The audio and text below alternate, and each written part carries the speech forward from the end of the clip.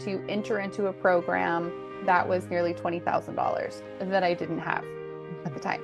And so I'm just like, I can make the down payment to show that my intention is here and I'm fully in this. So I went ahead and I did it. A week later, the money came in. Oh, Yeah. And I was like, did I just do that? Whoa.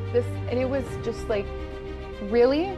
I got really granular with myself too, because I'm like, I'm going to have to know, like, how did I do this? before we get started, I wanted to share with you a new opportunity we have here specifically for plant medicine practitioners.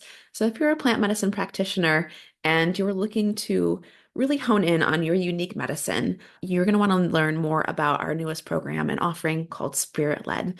This is for you if you are ready to reinvent yourself as a ceremonialist, really using your unique gifts and your unique medicine to create specialized experiences that are unlike any other practitioner.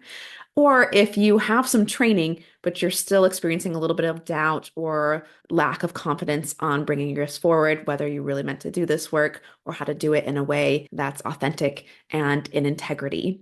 We're helping you again tune into your unique gifts so you're not mimicking the shaman that you learned from another lineage, and you don't have to act clinical to feel like you can be received or respected, and help you land in yourself the magic that you carry and walk you through this entirely immersive experience that not only is going to change your life, but is going to help you put together a ceremony that is exactly in alignment with this higher vision that you have for yourself and also for your clients. So be sure to follow the links for Spirit Led or reach out to me at grow@holdenhealingarts.com if you want to get more information. This is a really small specialized program, so we won't be advertising it everywhere. You'll probably need to reach out directly to me to learn more. Now, on with the show. Welcome. This is Leading with Spirit, the show that gives you an in-depth look at topics like what it takes to navigate your spiritual journey, how to heal yourself and grow your spiritual gifts, and balanced practices to expand your business and your spiritual leadership. I'm your host, Spirit Bird, shamanic teacher, healer, and author, here to guide you on your journey to becoming your most potent spiritual leader. Hello and welcome. Thanks for joining me again today. I'm here with Vanessa Redford. Vanessa and I actually met this last fall at a retreat, and we were talking about it right before we got together here for this interview. And I remember noticing you, and I remember I wasn't fully sure why I was there or what I was going to be there for. I wasn't totally all in for the retreat, but I do remember initially having a conversation with you and having the experience of, okay, cool, magic being fun. And then we started talking a little bit about money, and I was like, oh, I love talking about money too. So it was like double fun.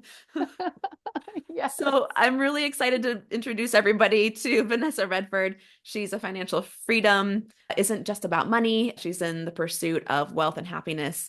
And throughout that process, throughout her rags to riches story, you say that you've had a side of exhaustion and soul level disappointment. And now you're turning that around and creating space for a multidimensional life that includes all aspects of life, which I totally love. Welcome, Vanessa. Yes. Thank you. I'm so glad to be here. Hello. Hello. Yes. It feels good to So be here. yeah, I'm really excited. Again, like when we met, what I really loved is I think for me, I find the energetics of money and wealth and prosperity and all the things that can be really interesting. And Mhm. I also sometimes carry this like a little bit of shame around the level of interest I have in trying to understand how it works, because a lot of people Yeah. don't want to talk about it. They get into the spot where it's either just like all abundance, or it's we can't just all be about abundance all the time. And I'm like, I Yeah. just think it's really interesting how especially money in particular works, and like how it's really concrete in some places and in other places it's very much not. So I'm Yeah. so excited to get your perspective on this, since this is your one of your areas of expertise and lifelong journeys and studies. And I think so you shared that your rags to riches story. So tell me a little bit about that. Let's start there. I feel like it was like rags to riches. Like it was like a wash and repeat type of situation. And let's see, gosh, first of all, my family really was of the opinion, of course, we've heard it all. Money doesn't grow on trees. You have to work really hard for your money. Life is meant to be a struggle. Mhm. And so that is exactly what they created. And so I remember having, let's see, I think the first new pair of clothes I had was at 13. So that just gives you an Mm, idea got it. of what my shoes never fit. They were almost always too small because my feet were always bigger than everybody else's. Yay. It's great to be tall. And so that was part of the clothing problem too, because I was so tall. And yeah, so that's a little bit of my childhood. Mhm. And I'm so grateful that my parents gave me that snapshot of what life could be like. They also gave me a lot of the tools that I needed in order to boost my experience into that riches realm, if you will. And a lot of it was by applying myself and always doing something, always moving forward.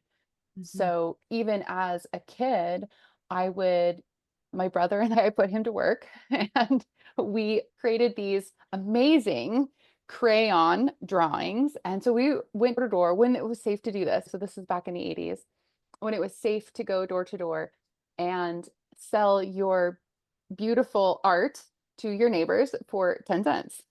So that was my first business. Amazing. Yeah. Yeah. And so it really started there. And then I trained horses. I bought and sold horses for quite a while. And then it became cars. And it just went in that direction where I was always looking to the future of how can I get this to take me closer to my goal of never having to worry about money Mhm. because I hated being hungry. I hated being cold. I hated never having clothes that fit me right. Mhm. That was really another thing where I was reminded of not that. This is not for me. This is not where I need to go. So, what is for me? Can I create that? And where will I find that? And I feel like a lot of it was this journey to find all of the not that's so I could get to the ooh, this. Yeah. And I'm finding that the this is not a full-on destination. It's experiences, it's being in the moment and enjoying. So there's lots of thises if I can make room for that. Mhm. Yeah. Mhm. I relate there. I'm so appreciative of you sharing that it has been a cyclical thing in some ways. Another thing that a lot of Oh, people skip over. It's just, oh, I did have my like rock bottom, but now I'm a multimillionaire and don't actually express like the whole picture of what goes into that and that there were times that are up and down. oh And yes. I was just sharing this with a friend this morning that um the place that feels really good for me right now is like this kind of middle ground, like in the center spot where I'm feeling like things are just okay. But even Hmm. a year ago, I remember being on this like really big up and down where I might have like I'd spent months actually just like really working hard on not working hard and trying to really just do what was intuitive. And it took me some time to like start retraining myself to do that. And then I had the Hmm. biggest month I've ever had in my business. Couldn't even explain how it happened. It didn't make sense based on what I was putting together. It just happened. And I was Hmm. like, oh, cool. This was really great reinforcement that like I wasn't chilling out to make more money, but it was also really nice that it happened to be prosperous, both in my Hmm. time and energy levels and with income. And then I did the thing where I was like, the next month I've made very few sales. And then the month after that, it was low. And then it totally flipped me into the like, what am I doing? What am I doing right? What am I doing wrong? And I lost that whole sense. And as soon as I realized and my income actually got dropped really low, and as soon as I got Hmm. back to that spot where I was like in that mind frame or mindset, it sort of started to come back again. So I feel like I'm in it a little bit more now, but it's so Hmm. tricky because it's so easy to attach to what money means or doesn't mean, or that you're doing something right or wrong. And I'm so Yeah. curious, like, when do you remember, aside from wanting to get money, like, when do you remember starting to really look at what it is and what it means? I was okay, the image that's coming to my mind is when I started to study Buddhism. And I still wanted to feel connected spiritually. And I just didn't really know what approach to take because I had been raised as non-denominational Christian. And the that didn't work out so well for me personally.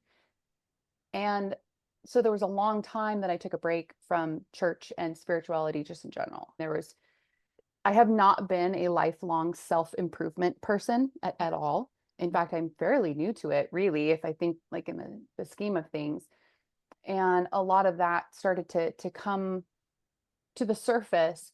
I There was a couple books that came to my mind. Wayne Dyer was one of them. And so I was introduced to this idea of Buddhism and all of the different ways that shows up depending on which country that you're learning Buddhism from. And it was at the time too where I was making the most money I had ever made at the time. And I was finding myself in this place where even though the money was there was no prosperity at all. And so what did that mean? Like, why was I not feeling fulfilled? Where was the satisfaction in all of this? And it was not too long after that where I went ahead and that would be my other dip where I just walked away from everything. Like it would be the second car I ever had repossessed. Mm. I got rid of my job. Like I had nothing coming in. Mhm. And the of except for bills. The bills were still there. So that was an interesting conversation. And yeah, and I just owned it all. I just told people, I'm like, yep, I'm walking away. I Wow. cannot understand why I've done all of the things right. Like the things that I was told that I needed to do. I did all the struggle, I did all the suffering, I did all of the work hard, all the crazy hours, the commutes, you name it.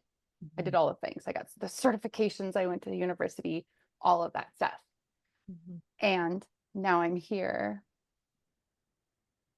Okay, I'm ready. Is it going to drop in? Do I need to get on a waiting list? I checked all my boxes and now my certificate's going to come and I'm going to start feeling good now about all of this. Yeah, it didn't. So I'm like, okay, let's start from scratch and really get to the heart of what this is all about. Mhm.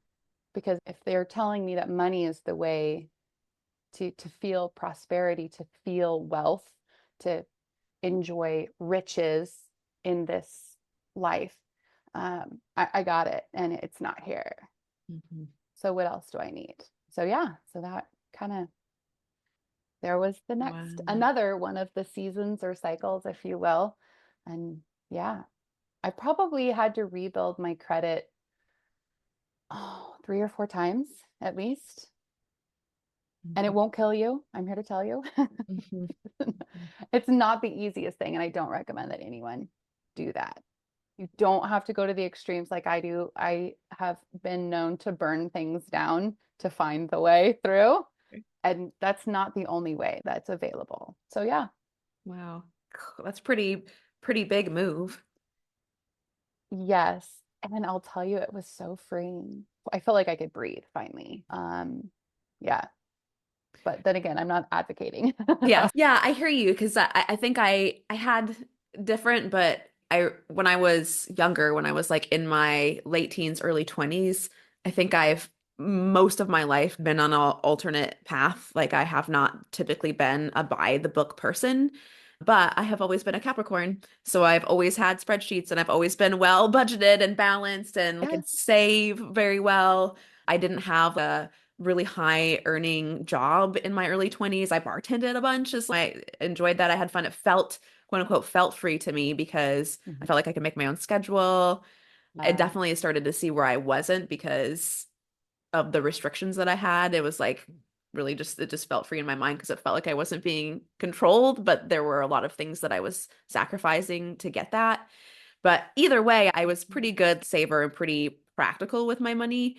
And then my house got broken into when I was maybe 23 and I wasn't home. oh, They didn't take a lot. It was actually some kids in the neighborhood. They took a little tiny bit of cash. They took my camera They took my computer, had my grad school finals on it that I had not turned in yet. So it was that was like the biggest, it was just annoying. Oh, my Um, heart is dropping for you. yeah. But it was after that I did a similar flip Mhm. where I was like, oh, money doesn't matter. It can just be taken away. And so my approach was like, oh, I'll just not be involved with it at all. Like I'll try to operate completely outside of it. So it was like, Yeah. how can I, rather than how can I make money, how can I not spend money? How can I do this myself? How can I make my own thing? And that ended up leading to me RVing around the US, which was super fun, but also Yeah. was part of that whole kind of slight distortion around just like avoiding it altogether until Mhm. I got to a spot where for all of the magic that was on the road, and it truly was, there were also moments where it was like very tight. There was nothing in my bank account. I was looking at, I need to get to this place for me to do this Craigslist job, but I don't have enough Mhm. gas money to even get there. And maybe I can stop and donate marrow, but I need to increase my iron. And this just the stress of Yeah. that. And that brought me back around to the center where I was like, oh, okay, I'm actually ready to do this now from what felt like a more balanced place. But it was Mhm. tricky. And I agree, like I wouldn't encourage people to go to the extremes. And Yeah. sometimes that's how we learn. So I'm curious, when did it start to come back around for you when you were like, okay, now I've done that. Hmm. What's next? Mm. I became a lot more aware of all of the conditions or the rules that I had bought into and that I was operating in. And with some of the, not anyone specifically, but over the course of many years and just absorbing as much stuff as I possibly could, books wise, and to increase my level of awareness and maybe even get some answers. Because I think there was a lot of that too. I didn't have answers other than the fundamental Christian information that I had grown up with to Mm, answer some of these really big questions that I had. And those just didn't really feel like they met me where I was or even gave me the feeling of next steps. I think that was really what I was looking for. Mm, The biggest thing I think that became clear was how much money controlled everything that I did. mhm, Absolutely everything. And that started me in a conversation with myself about, is this even real? Because I didn't really have a lot of people that I could interact with on this level. They just look at me like I was crazy. And they're like, money is about as real as you can get. Those were the conversations that I was used to hearing and being around. And people would look at me crazy when I started talking about money has only been around for a little bit of time. Before that, we had lots of different ways that we exchanged goods and services. But money is a piece of paper, it's a promissory note, it's not really real. Like tomorrow, the country could completely go up in smoke. And then where would we be? Just a lot of really big thoughts. I guess if money had an existentialist class at university, that would be what I was creating for myself. That's what I was working through. What is money? And how does it benefit or how does it interact with the world? And so as I started to gain that awareness, I didn't know at the time that I was still trying to apply some of these bigger ways of thinking to the old conditioning. I mm, was still in the churn of you got to work hard. There were times I had 4 jobs at one time that I was trying to juggle in a 7-day week. And there were times where I had to call in late because I'm like, hey, I'm driving from this place to this place and traffic is really that bad. I still found that I was reliving the nightmare that I had tried to escape from. And I would say it, I was still doing that into the awareness of here I am still in this nightmare and I'm creating it for myself now to what do I do? And still just not really finding answers. And so taking myself out of it again and just saying, hmm, I need to step back. And I was in a better financial situation at that time. So I was able to step back Mhm. and went and just got just any old job. Because I do being around people. I do like the energetics of that. It helps me process things better. I don't know if it's like their energy bouncing off of me and we create something great in my head or what it is, but it helps my processing. And so I got some little jobs, just keeping busy and just kept focusing in, just kept asking myself these questions over and over again. What's up with money? What is Mhm. up with me and money? Is this all that there is? And I have to say that there's nothing wrong with money. Money isn't bad. It breaks my heart when people talk about the shame. I totally understand that. I totally get it. Like we're ashamed we have too much money or we're ashamed that we don't have enough. I've been in both of those places. I've been on the receiving end of the external opinion of both of those places as well. And as I'm contemplating all of these great big questions, I'm also really keen as to how do I bring them into the 3D? How am I going to be able to apply these in a way that I can actually live them, change this pattern that I'm churning away on that's really not bringing me joy or fulfillment, um, but it's bringing the money in. So how can I find joy and fulfillment, have the money that I want, or do I? Because then here's the other question: is do I really need the money? Mhm. Is that really a necessity? And I know that it is such a big part of our life because even like you were saying, you are wanting to get from point A to point B and finding the finances to fuel that, it can be tricky. Mhm. So, how can we invite money into our life in such a way that it's going to be our partner, maybe our co-pilot, if you will, in life, but it's not in the driver's seat. It's not controlling everything. And where is their balance? And I don't mean that like everything has to be balanced because I think we are going to vacillate between different extremes as we go wherever we're feeling called and what it is that we want to learn and bring in when it comes to money. And I think what I want to end this particular thread with is when I started having conversations with my money. Like I literally got into the habit of having a relationship with my money. That's when things really started to get a lot more clear, just from like the spending to the savings to the investing to the just everything, income, like how I wanted to show up, what did I want to bring to the world? And yeah, so that was a big part. Mhm. What is that? What does the conversation look or sound like if you were to give somebody advice on how to do that? What is that like? Usually I just tell people to talk. It might start with maybe write a letter. If people really like to write, I say, hey, why don't you write money a letter?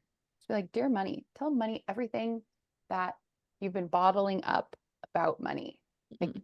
it can be totally hateful. It can be totally needy. It can be whatever energy is really on the surface right now, just let it come out. It doesn't even have to make sense. It can just be like stream of consciousness. It can just be words that you put on the page, or if you prefer to verbalize everything, then record yourself and just talk to something. But it's important to have it on record because knowing that it's being received, that's important. If you don't have a friend that can be objective and have this conversation with you and not try to change or fix or any of that's really big. Just get it out. Don't hold it in anymore. Mhm. So I Mhm. would say that would be how the conversation can start. And then from there, it takes on a life of its own. Because when you start to just really feel in relationship to anything, like your animals, you talk to your animals, right? Put a dollar bill in front of you and talk to your money. Right? It could be that easy. Mm. And I know that we get really precious because we're like, gosh, people are going to think I'm crazy. Oh, well. Yeah. I guess that's the price you pay, right? Yeah. So, you know, Worth it. I think so. Yeah, it's been a good ROI for me. So playing with both of these extremes, Hmm. and it's interesting because I'll often, if I'm working with people and this topic comes up at all, I tend to notice that I call it going around the other side of the wheel. And if you tend to come from a history or a background where money has been put on a pedestal and you have a lot of it and keeping it is important and being a high income earner and being seen as a high income earner is important, then Hmm. likely life will give you a curriculum where you're learning how to live without that being the main priority, which it sounds like you went down that path. And conversely, if it's been when you didn't have it and you're so humbled that you don't actually want it or need it, um, then life will give you a curriculum of inviting you into what if you could have it and dismantling all of the beliefs you have around why it might be bad. So it sounds Hmm. like you also went around that wheel for a bit too. So I'm curious if you're on the side you're actually just struggling with having enough Hmm. money. What do you feel like is something helpful? And I guess I'm asking your magic self this question. What is something like people can tell you get another job or work harder, here's how to invest. But what's the other side of money that we don't talk about a lot that might be helpful for somebody to help break them out of that spot of just pure scarcity? Curious Hmm. what comes through for you there. My opinion on that, and that would be coupled with the magic, is that you really that you're almost going to invite in a new energy because again, it's like being in that churn. Mhm. You have awareness, but you're still in the churn. So how do we get away from the churn? And what worked the best for me and may also work for others is the slowing down and getting really present and noticing what I did have. Mhm. And the more I noticed and felt grateful for the silliest things, sheets on my bed, having a bed, having a car that I could trust to start in the morning, like really simple things, or a ride. If I didn't have a car at the time, having a ride, just being so grateful. And the more grateful I was, the more fulfilled I felt, the less I felt that I needed. And all of a sudden, things just fell into place. It Mhm. really was that unscientific. And there were times where I would look at stuff and I'd say, there really isn't enough money left in the month for this. Mhm. And so I had to get real with myself too. Am I living within the lifestyle of the income that I have? Because, we're still in the 3D, we're still living here on this planet. And there are some rules that we do have to follow, whether we like them or not. And it bums me out to say no to things, especially when it's something I want, right? Yeah. Or I think that I want it. So then I just get really keen about every dollar, every cent that I spend. Is this really going somewhere that feels like it's feeding something important to me? Mhm. If it just really from a very basic level, why am I buying this? Why am I saving? Mhm. I'm not a big saver personally. I haven't really found that there's been a lot of benefit in it. I've done it and I'm like, meh. And I do really love having multiple sources of income. I think one of the biggest risks that you can ever invite into your life is having only one source of income. And I've done that too. Mhm. And I've been faced with that what if. If I get fired tomorrow, no fault of my own, or maybe I'm totally at fault, doesn't really matter the reason why I'm getting fired. But that money that's coming in could just completely disappear for any reason. So then what? So by being really intentional with everything and also not holding it as being super precious. So that if you have to say no to something, if the bank has to come and repossess your car, it sucks because it hurts our ego, right? Mhm. Or if we have to downsize the car, now we don't maybe have as impressive of a car. whatever the case may be, get really real with yourself and be open to looking at your life and your lifestyle and your income and asking yourself some of the hard questions that are really simple, but I think we all, to some degree, have sensed these questions in ourselves. We just don't always like to acknowledge them because our social conditioning is telling us more, more, more. You must have more. And so we think that, okay, that's my rhythm, right? No, not necessarily. So being brave enough to march to the beat of your own drum will really give you an insight into your finances as well as everything else. Mm-hmm. It's interesting. You're helping me see as I'm watching these two wheels. You use the word churn, and I was like, Atlanta's, oh, that makes so much sense. It's the same energetic, whether it's prosperity, whether you have like actual wealth and resources, but you're feeling unfulfilled, or Mhm. you're struggling to make what you need for basic needs, that's still that churn place.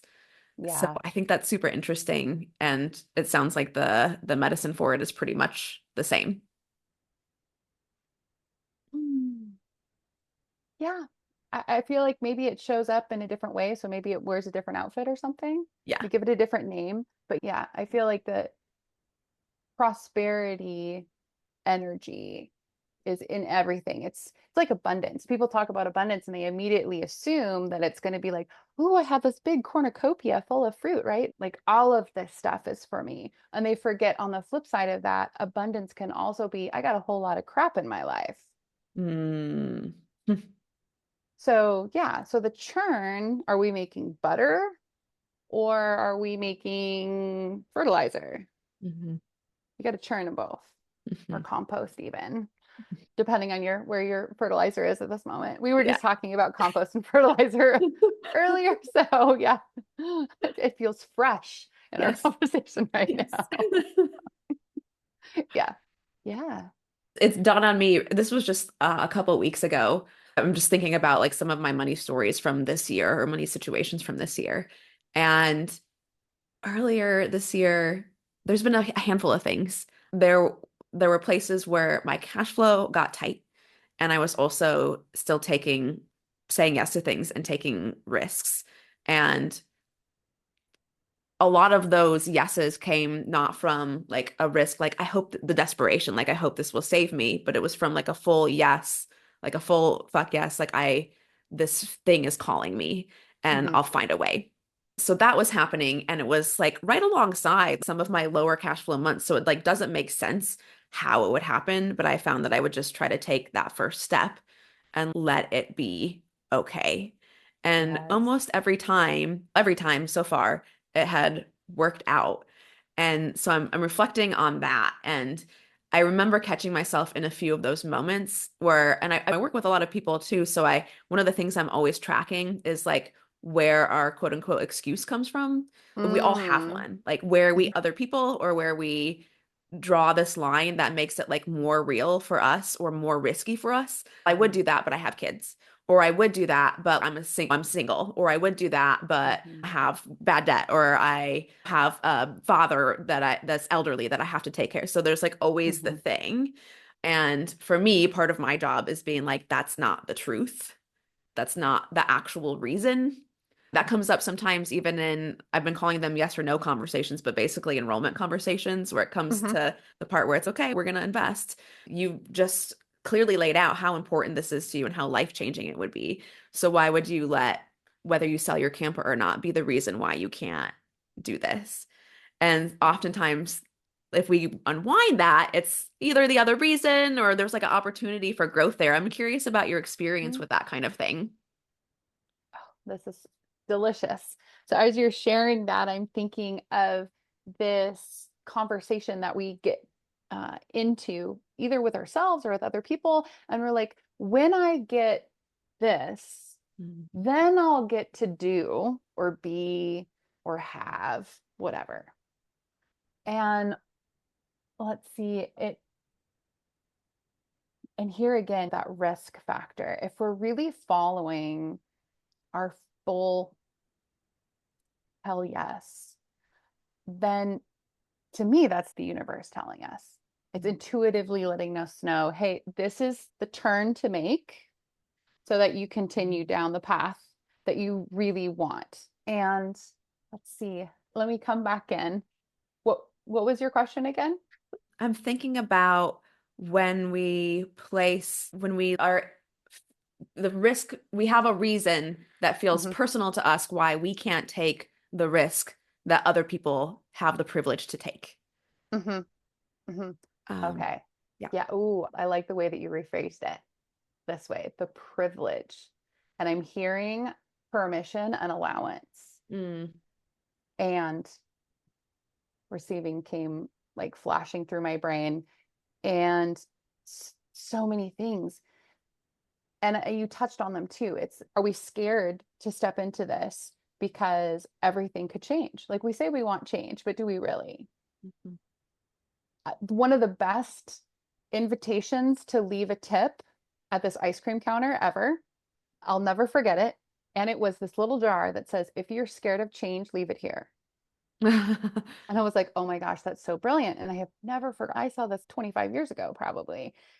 And I think there is so much fear around, what if I do get the thing that I want? Mm, And you can go down the rabbit hole on that one. Is it, am I afraid that it's not going to live up to my expectations? And then what? mm, Am I going to give up everything and I'm going to arrive at my destination and it's going to be everything that I thought it was? Oh shit, then what?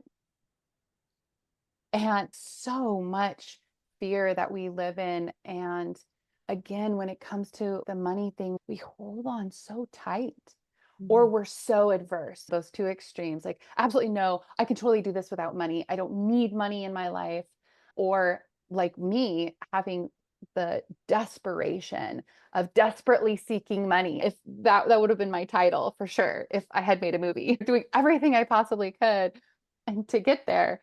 And so, yeah, it a lot of fear is weaving itself a lot of times unbeknownst to, it's coming up in different ways. We don't necessarily just know that it is fear because it's wearing all these different masks.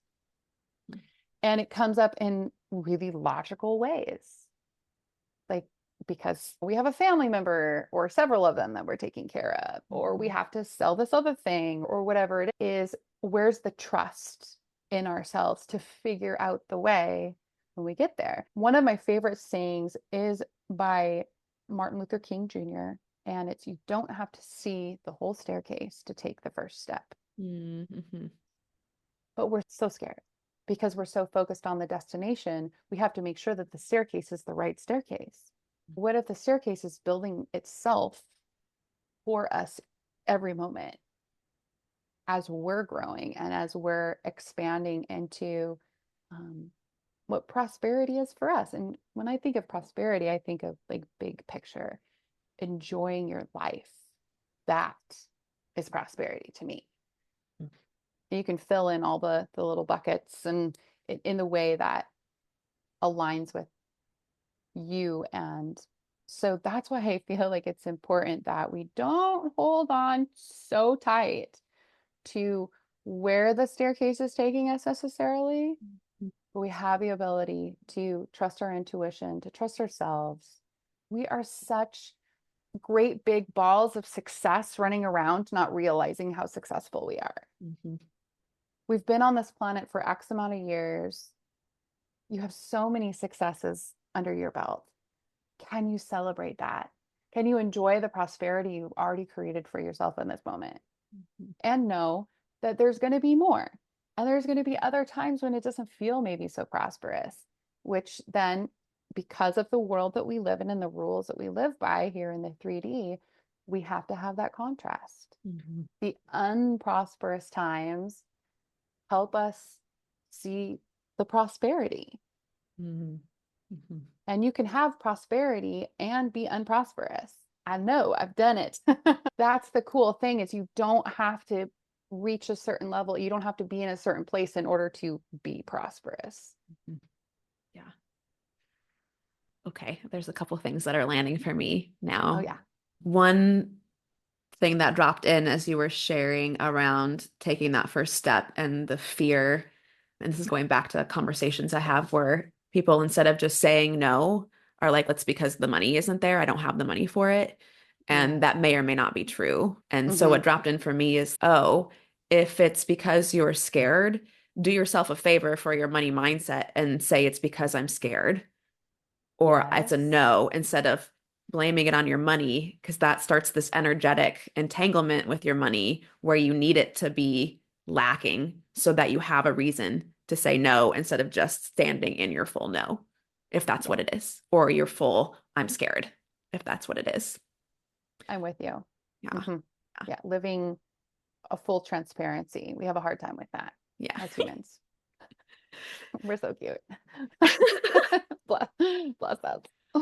So the other Oh, thing that dropped in while you were talking about, I like the reality that you share around, yeah, it comes and goes, like there's a flow. So like this idea that we're constantly, honestly, when I think about it as like constant growth, that sounds exhausting. yeah. And Yeah. same thing, I'm tracking my money stories this year, and with full transparency, there was also there were a lot of medical bills this year, and they ran up real fast. And my partner and I are both like pretty healthy, so we usually have plans where you don't really have, there's like a high deductible, and it was like, oh shit, this was one of the years where we should have chosen a different plan.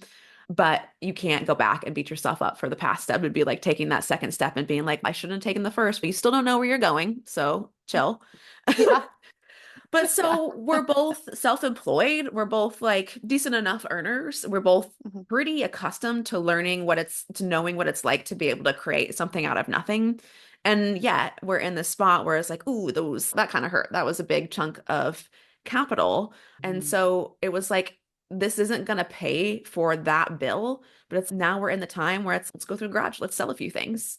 What actually is here that we don't need? That Mhm. it doesn't make sense. It's not like the $100 old speaker that's in the garage is going to pay for $10,000 in medical bills, but we still Right. dropped into okay, it's a time of let's just generate wherever we can. It doesn't matter. Yeah. And then I feel like that started to flip the energetics to where now we're in a spot where I don't know. This, I guess, this is my question. What do you think about that? Mhm. What does that churn or that flow feel like for you? For like how to move when you're in one of those like bottleneck times. First, yeah, I always, whenever I get into that space, I'm like, ooh, okay, thank you. I reorient myself by getting present and Mm, being super grateful for everything that I have. Every purchase I make is done with a Thanksgiving. So even if it hurts, mm, I'm like, thank you so much that I have the ability to either pay all of this or to do half of it or to do what I can. mhm, Because there were times where when I didn't have the income coming in and I had talked to creditors, I was like, look, this is what's going on. There's no income. But when I do have it, you're going to be on my list. So let's have a conversation that looks like that. And so even though I wasn't always happy about the way that my money was going out, I would stop and change my energy around that. And it felt like I was taking back control because mm, even though I was out of control-ish because my money was going somewhere else, if we really want to weave back, there was always control in there. I was always making decisions about how the money was being spent, mm, all of those kinds of things. And so now I had to pay it back. And maybe I wasn't super happy about it because I would rather have something else or put it towards another thing or whatever. And so I really, again, I had to get really real with myself, be super duper honest. Here we are. We can choose to be really angry about this and send more anger out into the world when we hit submit on our payment, or we can be like, thank you so much that I had whatever this was for me at the time. And what a great lesson that has been. So thank you. And then I would hit submit. And it became easier and easier as I went. So when I'm hitting that bottleneck, that's really an invitation for me to get really present and to check in with myself and to make sure that I'm really being grateful mhm, for everything. And then from there, I love to purge. I really do. It's one of my favorite things. almost to the point where have I taken this to the extreme again? um, and again, I think it invites us into this space where we can see all that we really do have. And we can notice where something that maybe we want to invite into our life is missing. What's really important that I don't have right now that really would make that much of a difference. And spending with so much intention and so much gratitude just completely shifts the whole money dynamic. And then again, we find ourselves not being controlled by something we're in relationship with. We're collaborating on this energetic exchange and making space for the fact that we have these seasons. And maybe back in the day when there really wasn't money that was used in exchange, but it was usually farming, all various kinds of agriculture, people were used to the ebbs and flows of the season. So you had your planting time and you hoped that the growing time was really good. And then you had your harvest time.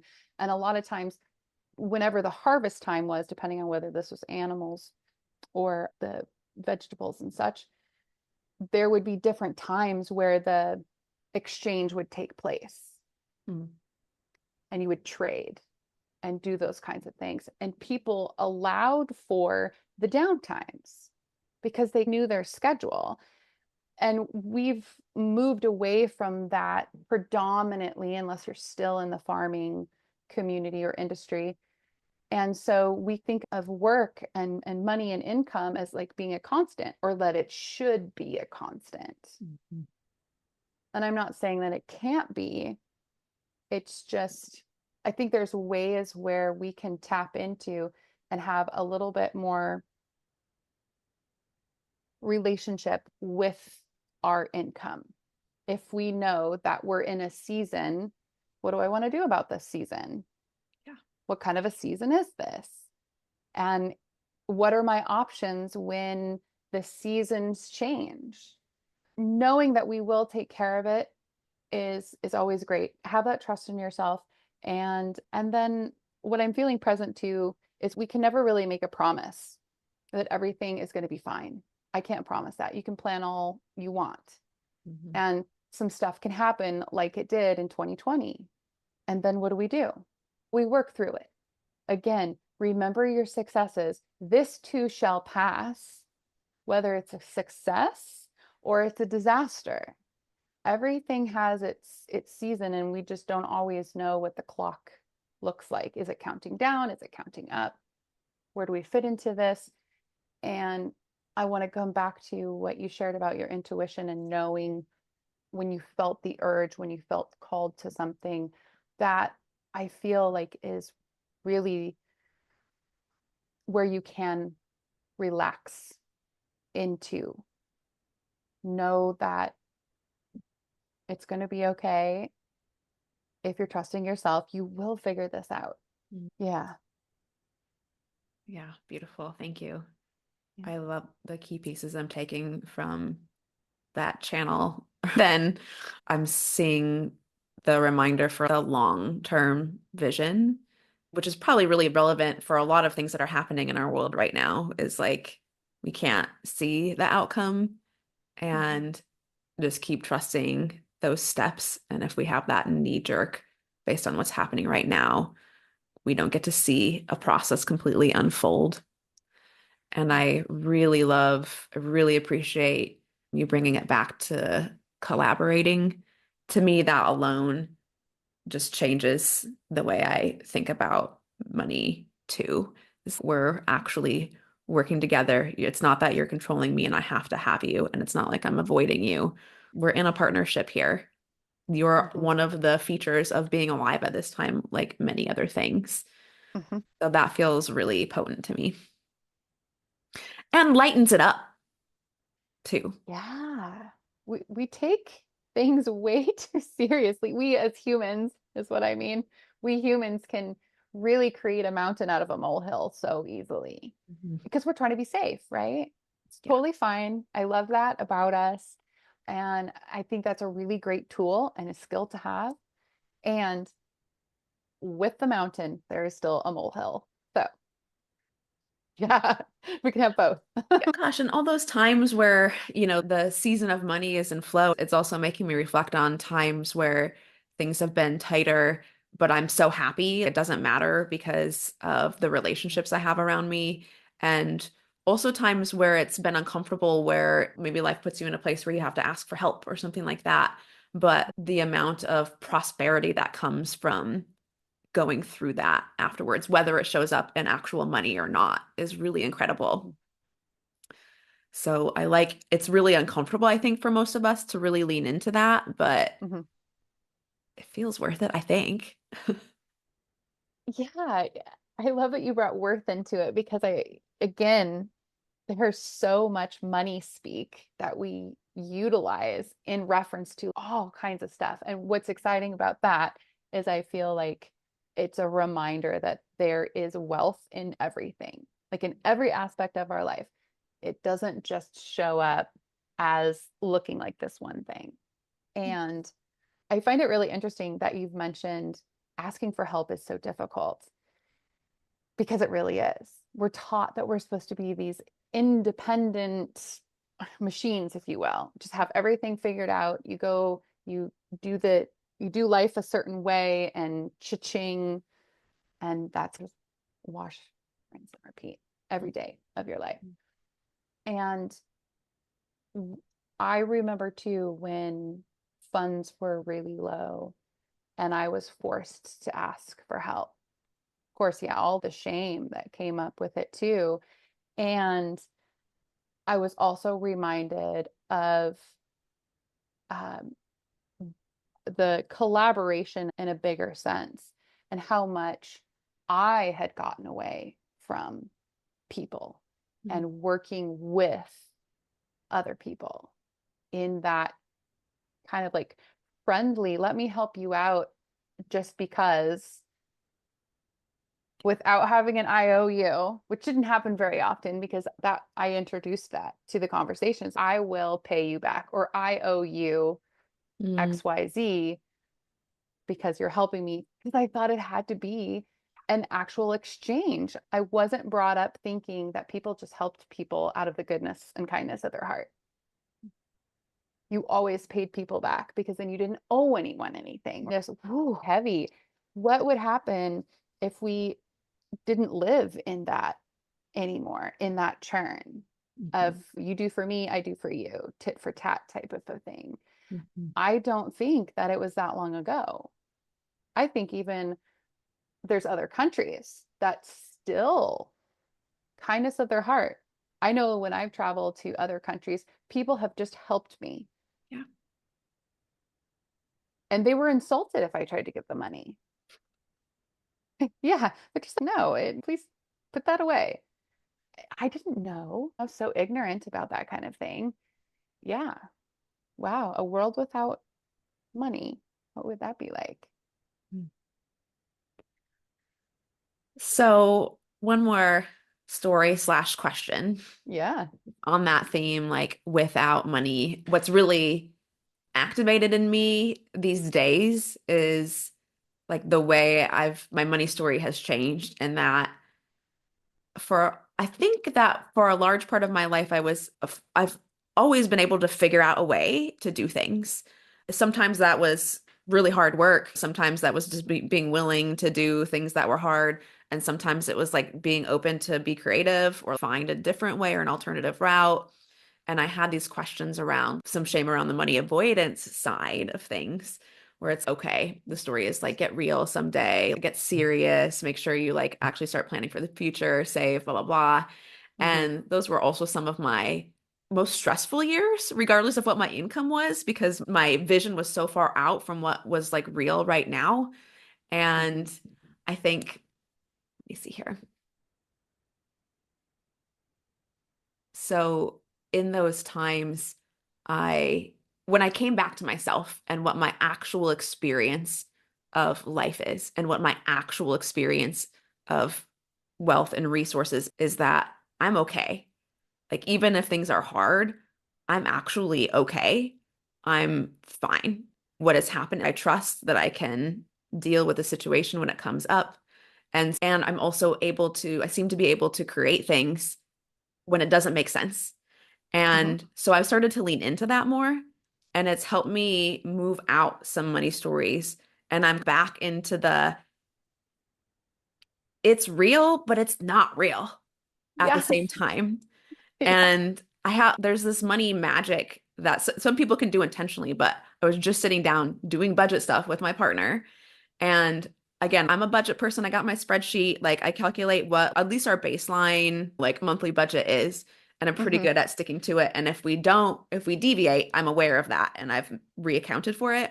And we Hmm. get to the end of the year and there's an extra $5,000 in the account. And I'm like, what the this is money magic. So it's like Yes. all of the things that I was doing that were like literal in 3D and calculating and keeping track. And Hmm. then also somehow there's just like more there than I thought. And so I would actually love to hear if anything comes to mind for you, like a story you have of the like surprise of money, of the like real, not real money magic from your experience. Oh, yeah, totally. And it really was fairly recent. And basically, what I did is I felt a super clear yes to enter into a program that was nearly $20,000 that I didn't have at Mhm. the time. And so I'm just like, I can make the down payment to show that my intention is here and I'm fully in this. So I went ahead and I did it. And a week later, the money came in. Oh, Yeah. And I was like, did I just do that? Whoa. And it was just like, really? I got really granular with myself too, because I'm like, I'm gonna have to know, like, how did I do this? Because I do all of my details. I love working on things and very mechanical. I used to be an accountant for the military. So yeah, it's really great to be able to break things down and have an SOP. And I thought, okay, so all I did was, yes, it was clear. It wasn't coming from a place of fear mhm, either. It was mhm, coming from a place of fun, which is a magic word for me. Yes. Clear and fun are what I'm playing with right now, energetically. And so it met those two criteria. And I felt certain, like in my being, that I was going to figure it out. Whatever it was, I was going to figure out whatever it is that I needed to do to be able to make that thing happen. mhm, And I just went with that. And I was just like, whatever wants to come in, you can show up however you want to show up. mhm. And that's what I did. Yeah. Showed up as a couple different things, but it all ended up being equivalent to the Mhm. amount that I needed. Yeah. And that was super cool. And you let it. Yes, I was open to receiving, which is something that has been quite a challenge Mhm, because going out and doing and creating, so very masculine energy, as opposed to allowing, mhm, inviting in, enjoying. That's a new feminine vibe that I'm weaving through all of my beautiful masculine that I love so much. yes. Yeah. Yes, In general, like you like to work with people on prosperity, on money, definitely. and you are currently offering From Love with Money Oracle sessions. Can you say a Hmm. little bit about that? Yes. So we tackle whatever is coming up in that moment. Mhm, Bring the question, bring the concern, and I invite them to check in with themselves and to really get clear about what's going on. Comes in through me, and then the information is really channeled, but it's a conglomeration. It's a cohesive collaboration where there's a mixture of energy and a conversation is started. It's not, okay, here's your recipe, now go make the thing. it There's a little bit more to it. It really is a conversation starter. And from that, there's usually some things, some conditioning, some old beliefs, some residual energy that wants to come forward and be seen and healed, loved on, really. I'm a big believer in we're not going to get rid of it. If later on, if it just sloughs off on its own, that's fine. Or maybe it's going to transmute into something really amazing. You don't want to go without this. So let's just love on it. Mm. Love does a lot of amazing things. So yeah, that's a little snippet of what it looks like to have a money oracle session with me. Beautiful. Mhm. We're definitely going to share the link to that in the show notes. So if y'all have been Sure. following along and are interested in Vanessa's work, for sure, take advantage of that. That's definitely a special offer. And also, it sounds really fun to me. Yeah, come. I'll send you the link. Okay, I'd like to close it out with where you are right now. What is your dream for what is your dream for the world? Let me hear it from in Mm, this moment. my dream for the world in this moment is to be able to interact with money differently. Love it. Yeah. Love it. Yes. Thank you so much, Vanessa, for being here with us today, for sharing yourself so transparently, and also for your insights and wisdom into this very deep, interesting, fascinating, sometimes frustrating, Totally expansive topic. exhausting. Yes. Oh, I'm so much for that conversation. And it's really been a pleasure to be here. So thank you so much. And I'm sending lots of good vibes and lots of cheer. Thank you so much. All right, y'all. Thanks for joining us today. We'll see you next time. Welcome to today's Q&A episode, where we explore questions about spiritual paths, intuitive gifts, growing a spiritual business, and shamanism. Do you have a question for us? Send us a DM at Holton Healing Arts. This question is from Diana from our Leading with Spirit Facebook group. And the question is, how do I break through and grow my following? And I want to take a step back from that question. When the way I read that anyway is, how do I grow a following online? And I might be projecting here or planting a story that isn't part of your real question, Diana, but this is something, a mindset that I get here a lot, is this idea that first, we need to grow a following. We need to get popular online. We need to have lots of followers for people to listen to us. And at that point, we can start selling things. And I find that actually the opposite is helpful. So for me, whenever I've created powerful offers, and especially offers that have been successful financially, and have had good attendance, it has been actually smaller first. So instead of focusing on how do I get my message out and how do I reveal myself to the masses and show who I am and the complexity of the work that I do, how do I say the words so that they understand what I offer, that can get complicated really fast.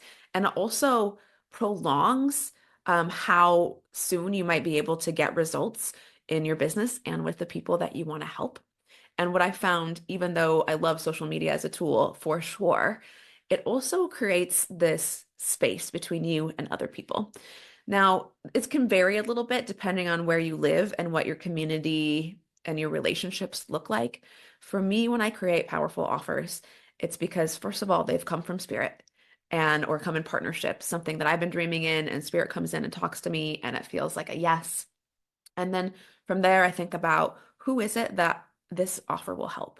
What is it that I'm really trying to do here? Right? What is the truth that I want to be revealed through this offer? And then my next step is, I actually think about people that I know, whether they're previous clients, whether they're people in my life, that would be a good match for this. And I start there, and I start by asking them directly, hey, I've got this thing. You're a really great match for it for these reasons. It's going to help you with this. Will you come? And that is actually a lot easier and a lot more direct than trying to break through the noise of the internet to try to create enough people that like your stuff so they follow you so that eventually you can sell them something. Now, if you already have experience selling offers and you are at a place where you are really just trying to get your name or your brand out there to more people, my second piece of advice here is, be authentic as much as you can. So that means sharing your actual direct experience, sharing things that you're going through, sharing the results that people that you're working with are actually getting, And I emphasize that because I know for a lot of healers and spiritual types, that's one place where we tend to resist. Well, it feels like bragging, or I don't want to share their information. And what I think of it as is like when I do that, it doesn't feel like bragging to me. It feels like I'm showing people what's possible for them. And to me, that's really inspiring. That's part of the point of what we're doing here. It's not really about me. I'm not bragging about what I can do. I'm showing people that might have a closed off belief system what's actually possible so they can open up to something new, to a new perspective, or I can sometimes even change their beliefs right there from the story of somebody else's success through working with me. So for sure, always be authentic. For sure, share what you do. For sure, share the benefits, the results that people get. And if you have a little bit of crunchiness around quote unquote marketing or advertising, try to think of it like this. Like I think of it as like conversation. Like I'm just telling people what I do. A lot of times when we put the term marketing on it, um, people start to clamp up and they're like, oh, no, no, I don't like marketing. That feels inauthentic. All marketing is telling people what you do. And if you are truly excited about what you offer, if you truly believe in what you do, and if you really allow yourself to root into the way you see the possibility of how the world can be and what you know is the truth, and you communicate that, the right people are going to hear you. I hope you enjoyed this episode of Leading with Spirit. If you did, please share the link for this episode with your biggest takeaway, tagging me at Holton Healing Arts. It would also support me if you subscribed and left a rating and review of the show so we can support more people living their highest purpose. Until next time, journey on.